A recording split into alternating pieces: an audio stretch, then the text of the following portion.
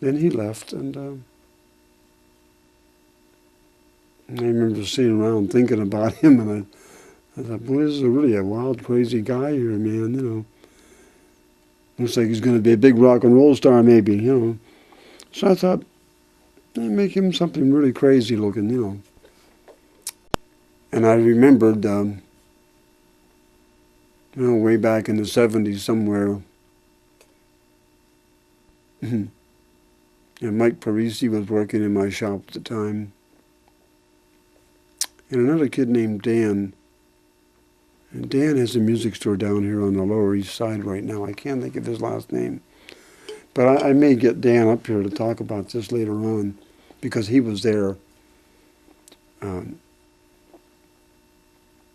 getting kind of away from what I wanted to tell you. But anyway, at that time, there was a bunch of scrap wood laying on the floor. All kinds of Purple Heart and Paduke and Coca-Cola, whatever. So I asked Michael and Dan if they would just square up those boards a little bit and make a block, like a butcher block out of it, you know. And they said, what are you going to do? I said, I don't know. I'm gonna make a guitar with different colored woods like that, you know. And we did. They blocked it up, and I made a neck and put it together, and we call it the rainbow guitar because it was all those different colors. And I don't have it here, but I do have I don't think it was ever on the website, but I do have a picture of that guitar, of the first rainbow style instrument. And I sold it to a kid named Billy Essex. I have no idea whatever happened to Billy or what happened to the guitar. I assume he still has it. Anyway, after Les left that day, I started thinking about that guitar.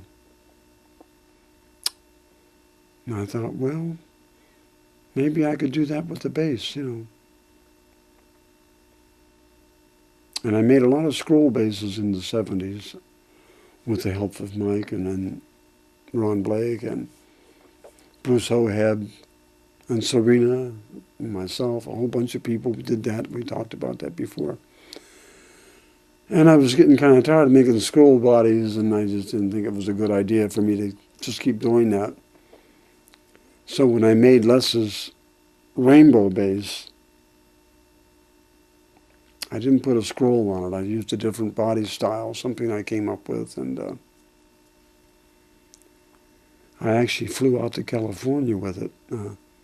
My aunt was living out there in the desert anyway, and I hadn't seen her for a while, and I thought maybe I could just go visit her and chill out a little bit, you know, because I was still recuperating. I was still in that condition. My thyroid gland wasn't working, and I was taking medication, and I still wasn't as healthy as I should have been. I shouldn't probably not even been doing all the work I was doing, but I did.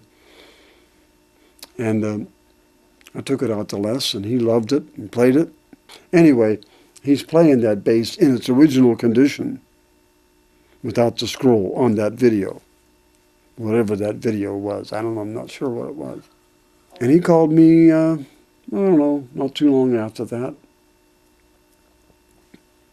and said he was going to be in New York and in about a month or so, and wondered if he sent the bass to me, could I change the body shape a little bit, because it was kind of top heavy. It wasn't quite balanced right. I hadn't figured out how to balance that body shape at that point yet. And he said, I like those old scrolls and stuff you did back in the 70s. You think you could do that? I said, well, I could maybe cut this off and do that and do this. And I said, I don't know. He said, well, I'll send it to you, and then you figure it out. If you can, you can. If you can't, well, then whatever, you know. So he sent it to me, and I kept looking at it. I was trying to figure out a way to add some wood to it so I could get that scroll on there. And the end result was I took it back to Pittsburgh with me.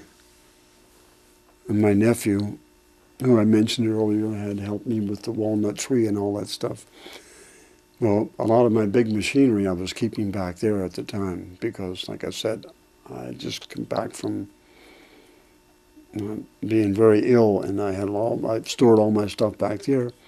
And he was using it because he was building a house, and he had a little workshop there. So I took Les's base back with me and spent a couple of weeks back there trying to figure out how to do this. And what I ended up doing was I told my nephew, I said, I think I'm going to cut the body off and redo the whole thing. He says, yeah, Uncle Carl, yeah, sure. He thought I was kidding. He talked to Linda, and Linda said, see, he's kidding, right? And she says, I don't think so.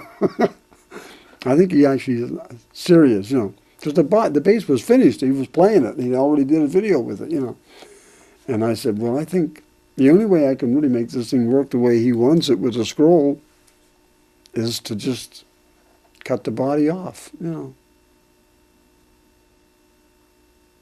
And my nephew didn't believe me until I had it on the bandsaw and the saw was going through the wood. Then he believed me. He said, he's actually doing that, So I cut both sections off, and I had to cut the ears. I'll show you what I mean by ears. Here's the guitar.